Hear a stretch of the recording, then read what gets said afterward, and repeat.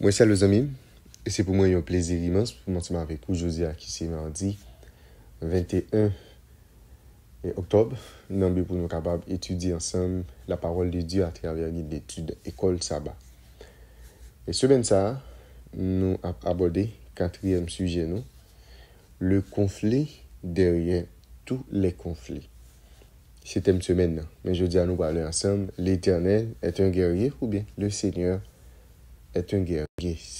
Portion ça que nous avons considéré ensemble.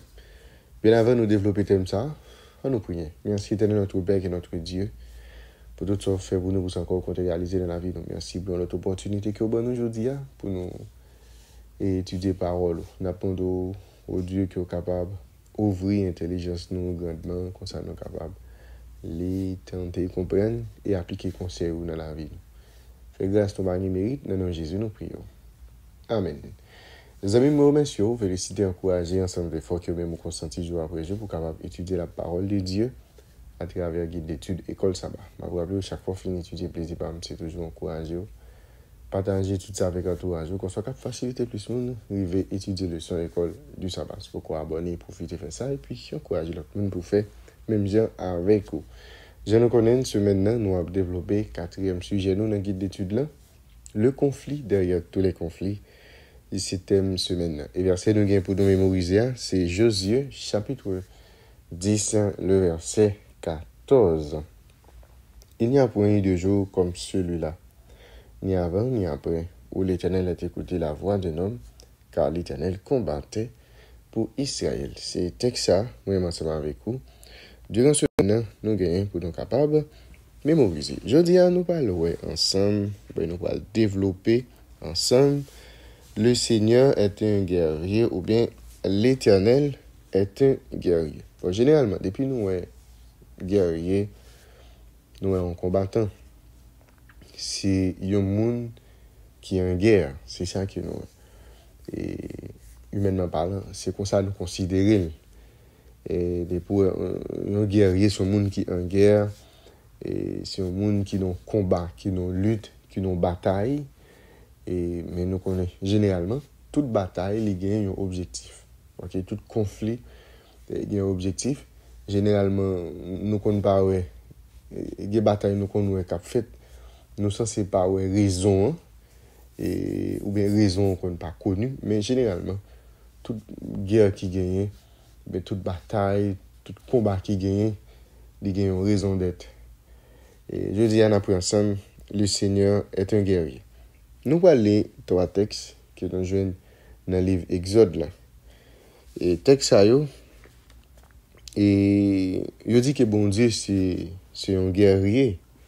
Mais qui ça veut dire même lorsque la Bible parlait de Dieu comme étant un guerrier. Nous allons aller dans le premier texte. Nous allons aller dans Exode chapitre 2, versets 23 à 25. Nous allons après Exode chapitre 12, versets 12 et 13. Et puis Exode chapitre 15, le verset 3 à 11. C'est texte que nous allons lire ensemble. Longtemps après, le roi d'Égypte mourut, et les enfants d'Israël gémissaient encore sous la servitude, et poussaient des cris. Ces cris que leur arrachait la servitude montaient jusqu'à Dieu. Dieu entendit leurs gémissements, et se souvint de son alliance avec Abraham, Isaac et Jacob. Dieu regarda les enfants d'Israël, et il en eut compassion. Maintenant, nous appelons ensemble Exode chapitre 12, versets 12 et 13. Cette nuit-là, je passerai dans le pays d'Égypte, et je frapperai tous les premiers-nés du pays d'Égypte, depuis les hommes jusqu'aux animaux. Et j'exercerai des jugements contre les dieux de l'Égypte. Je suis l'Éternel. Le sang vous servira de signe sur les maisons où vous serez. Je verrai le sang et je passerai par-dessus vous. Et il n'y aura point de plaie qui vous détruise quand je frapperai le pays d'Égypte. Maintenant, nous allons aller dans Exode, chapitre 15, on a sorti dans verset 3, pour nous arriver dans verset 11. L'Éternel est un vaillant guerrier. L'Éternel est son nom.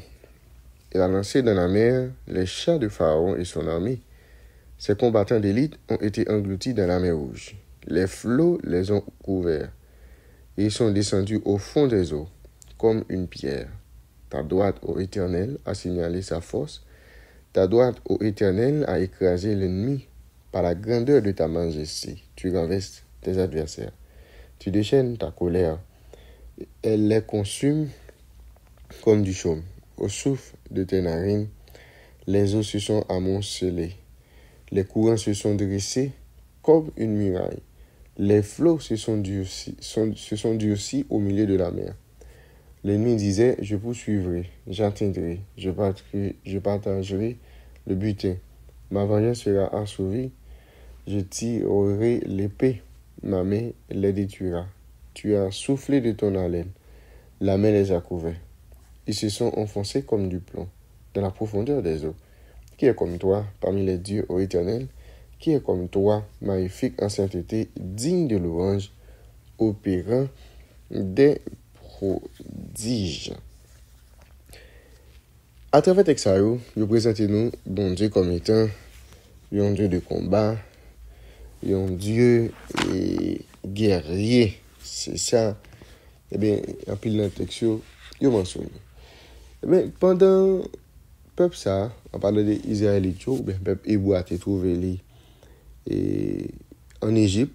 Nous rappelons avec Joseph lorsque tu as un grand goût dans le territoire à côté parents Joseph même tu vivre, il était monté l'Égypte à cause de Joseph qui était dans une position élevée et nous connaissons l'histoire comment il était fait arriver en Égypte. Et là Israélites vont tomber dans l'esclavage.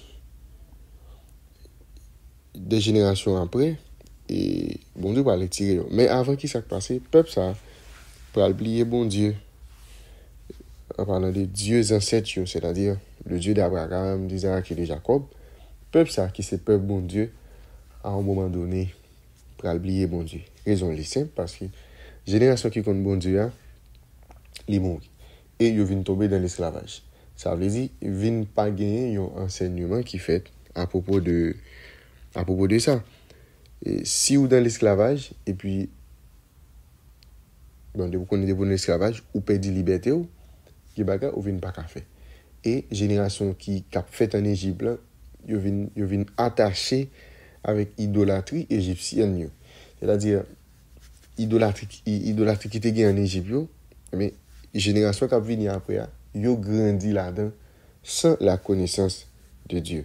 Et bien, comme le montre de nombreux épisodes de leur périple dans le désert, connaissance de Dieu Abraham, Isaac et Jacob, c'est un bagage qui était estampé. Et il avait intégré des éléments païens à leur pratique religieuse. Puisqu'ils ont été maltraités par les Égyptiens, ils ont été criés, ils ont poussé des cris vers l'Éternel, ils ont cherché secours, et au moment opportun, bon Dieu, il intervenu en faveur. Mais il y a une chose qui paraît un peu étrange par rapport avec les commentaires que nous lisons dans le leçon. Là, dans le texte, il dit peuple a poussé des cris. OK, peuple a poussé des cris. Et nous avons réfléchi. Peuple a poussé des cris, mais il n'a pas de connaître l'Éternel. Mais l'Éternel t'en décrit peuple. L'Éternel t'en décrit peuple. Et bon Dieu, et l'Éternel peut agir en faveur de peuple. Pourtant, conflit qui est décrit dans 12 premiers chapitres, dans l'Exode, l'idée passée en simple lutte de pouvoir entre Moïse et Pharaon. D'après l'idéologie guerrière du Proche-Orient ancien, conflit entre peuples considéré comme étant conflit entre les dieux respectifs. C'est-à-dire chaque pays a une croyance, il y a un Dieu qui est servi. Et bien, lorsque dans le temps, tu as une guerre, il considéré guerre là, n'est pas seulement une bagaille qui est humaine, mais il considéré le tout comme étant une bagaille qui est divine, parce qu'il y a un rapport avec divinité de chaque peuple. Et bien, Exode chapitre 12, verset 12 déclarait que le Seigneur a rendu un jugement non seulement contre Pharaon, mais tout contre Dieu Égypte. Il y a un ensemble de démons qui Égyptiens qu'on adoré. Eh bien, bon Dieu, t'es entré en guerre. Eh bien, contre eux, eh bien, ces puissants démons qui se cachaient derrière la puissance d'oppression et le système social injuste de l'Égypte. En définitive, Dieu est en guerre contre le péché. Il ne peut tolérer ce conflit éternellement. C'est-à-dire, bon Dieu pas en guerre contre moi-même ensemble avec vous. Bon Dieu en guerre contre le péché, contre le mal. Et il ne peut tolérer ce conflit éternellement. Tous les anges déchus, ainsi que les humains qui seront définitivement associés au péché, quelqu'un peut le détruire. Au vu de cela, il faut voir les batailles contre les habitants du pays comme étant une étape précoce de ce conflit qui a atteint son paroxysme à la croix et qui verra son amortissement lors du jugement final, quand la justice et les caractères d'amour de Dieu se réhabilitent. Eh bien, la guerre que bon Dieu a menée contre le péché, contre le mal, eh bien, les guerres pour prendre fin à un temps. Okay? Au retour de Jésus, Dieu gagne pour mettre en fin avec le mal. Et c'est-à-dire, nous devons comprendre que le concept de destruction totale des Cananéens, sur la base de la vision biblique, selon laquelle Dieu lui-même est engagé dans un conflit cosmique avec les représentants du mal dans l'univers. C'est-à-dire, c'est ça pour nous comprendre. C'est pas un mal que bon Dieu fait égyptien et fait Cananéen lorsque il était détruit. Bon Dieu en guerre contre le mal. Moun sa yo, mode de vie opposé complètement ensemble avec bon Dieu. C'est pour ça, bon Dieu lui-même, il est en guerre contre eux. Mais c'est pas eux-mêmes en soi, mais c'est contre pratique qui eux-mêmes ont adopté. Façon de vivre qui pas dans volonté bon Dieu. Mais l'enjeu final, c'est la réputation et le caractère de Dieu. Depuis que le péché lui-même fait apparition dans l'existence humaine, pas de monde qui est capable de gagner une position neutre. Soit on a qu'un bon Dieu, soit on a qu'un mal là. Avec contexte en tête, on doit voir l'extermination des Cananéens comme un aperçu du jugement final. C'est-à-dire, Dieu qui est pour éradiquer le mal, le péché dans le monde. Nous devons considérer sacrifier Cananéens comme étant un avertissement ou bien un aperçu de ça qui gagne pour arriver à la fin des temps. C'est-à-dire, nous, Dieu, en tant qu'un guerrier, l'Éternel est un guerrier. C'est pas un guerrier qui peut faire mon mal, qui peut faire mon abus.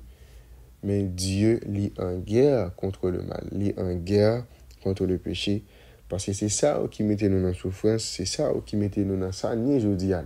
Eh bien, Dieu lit en guerre contre le mal.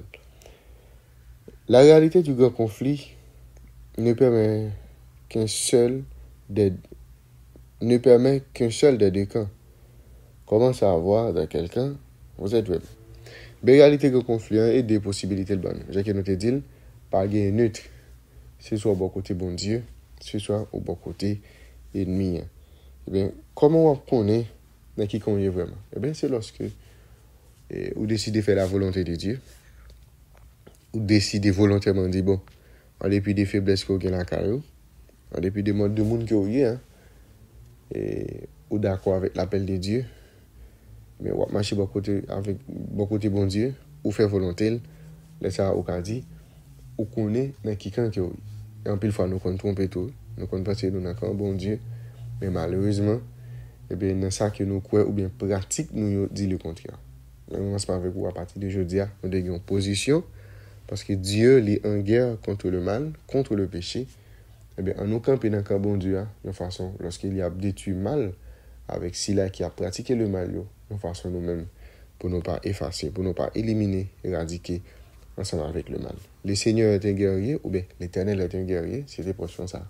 Qu'est-ce qu'on considère ensemble? Je dis, bien avant d'aller, on nous prie. Merci Père des cieux pour révéler parole. Et de nous que de jour en jour nous comprenions davantage et mettons en application. Nous pas gagner bon papa, dans le nom de Jésus, nous prions.